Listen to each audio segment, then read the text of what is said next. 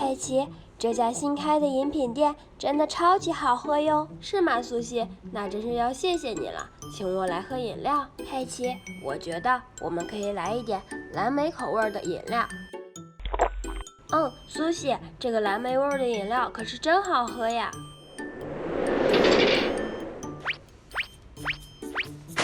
哎呦，我的伞呀，我的伞！哎，兔妈妈，你怎么了？说的什么伞呀？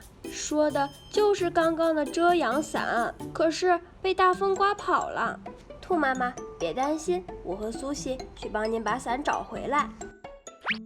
佩奇，如果你们能找回来，那可真是帮了我的大忙啊！怎么还没有回来呢？他们肯定是找不到了吧？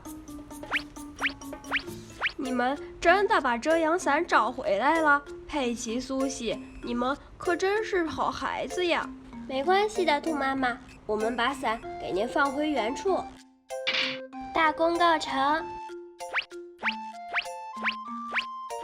好孩子，这是送你们的饮料，快拿着吧。我妈妈说，帮助别人是不需要回报的，所以我们不能要您的东西。你们真是好孩子呀！好了，小朋友们，本期的玩具故事到这里就结束了，别忘了订阅、点赞和关注我们哦。我们下期再见啦，拜拜。